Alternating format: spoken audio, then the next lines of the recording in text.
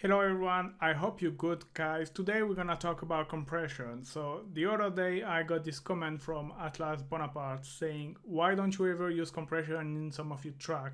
Would love an explanation, I'm sure there is a reason behind it.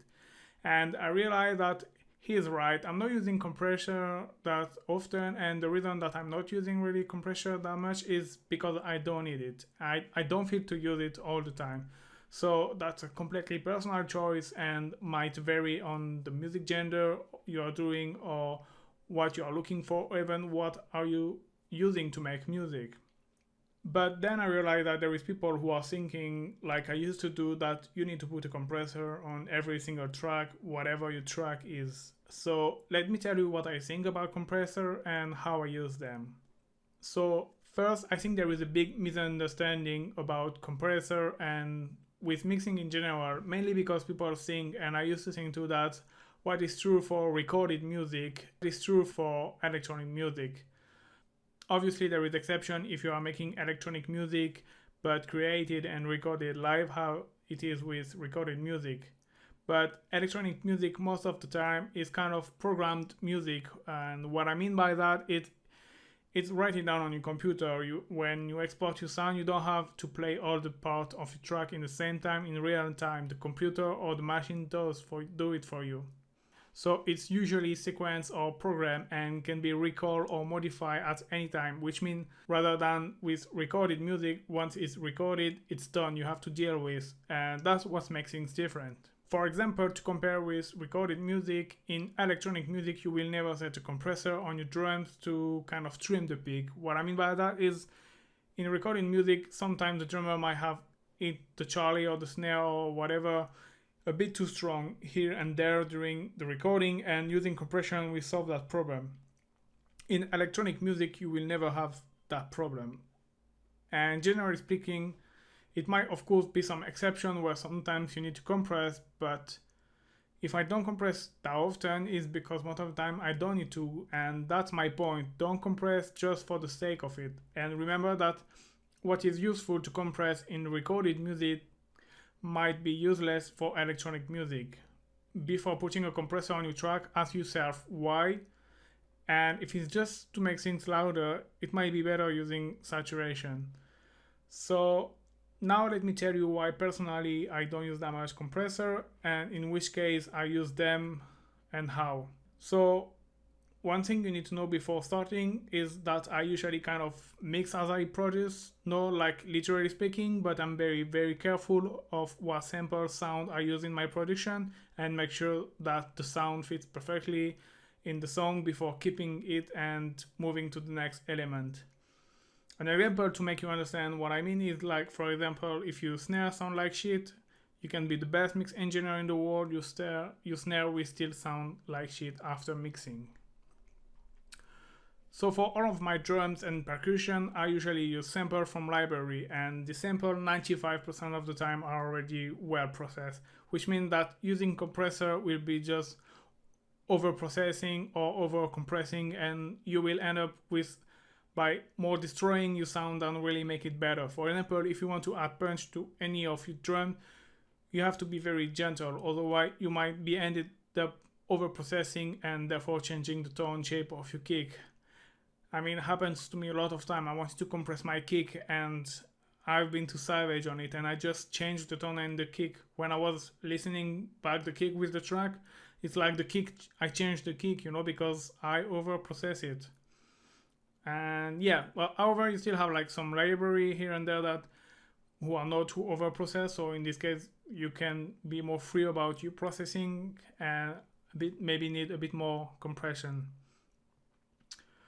Alright, second part will be about bassline. I usually always compress on my bassline to get my low end very tight and consistent. I have a rack for that. I will put the link in the description. And yeah, now let's talk about synth. If you want to add punch or body to your sound, I just use the amplitude of your synth, like the amplitude envelope, the ADSR envelope of your synth. It will work better and more accurately than a compressor. If you want to sound louder, just turn on the gain or use saturation. And if you really want to completely squash your synth and the sound, just use limiter. It will be like quicker and easier, and you will end up with the same effect, destroying dynamic.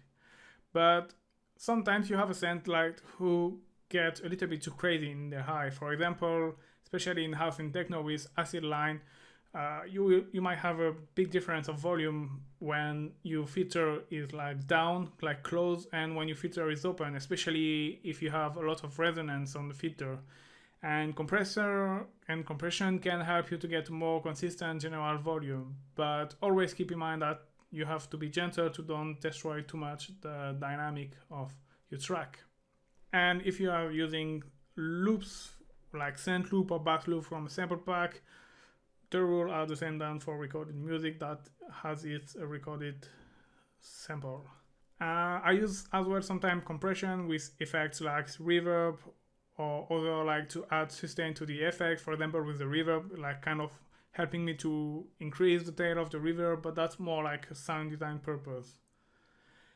And then I might sometimes use compression to kind of glue my drums or my kick bass relation. But I honestly got the impression that when I'm using these two techniques, is that most of the time to kind of fix something wrong, like if I felt my drum wasn't sounding good as I wanted at first. But this is something like I should have fixed in the production stage and not mixing stage. And same goes with the New York compression. I usually don't use it even if it's a famous thing. So I just don't feel to. I just don't do it, because if I feel to use it, that means like something is wrong with the production or the choice of the sample. Like I said before with the snare, sometimes you're gonna realize that you clap hats and kicks doesn't really fit together, and you think it's because of missing purpose, but actually you have to accept that you have to change this element until they are all three sounding good together, rather than trying to mix them together and ending up with 15 plugins on each track and it still sound like shit. So yeah, mixing and compressor, it's no sorcery, it's no magic, you know, it's just to polish the things. And then come sidechain compression that I use a lot, either for the bass, for some bass, for synths, or even so for some ride, just to give some rhythm, and obviously mixing purpose to let the kick pass through the mix. And I think that's it. That's all what I think about of compressor and how I use them. So to resume, just before to put a compressor on your track, just really ask yourself if you really need it, and don't put it just because you've read somewhere or you listen to a tutorial that was saying like you have to put compressor on every single track. Make sure that there is a reason. And if you want just to make it sound louder or better, just considering using saturation to add harmonics and gaining passive loudness. Like even, for example, with the kick, even if I use them from library, I always slightly use a bit of saturation. The saturator from my Ableton is always add a little nice body and punch. So yeah, always use compressor to make you sound better, not to fix your sound.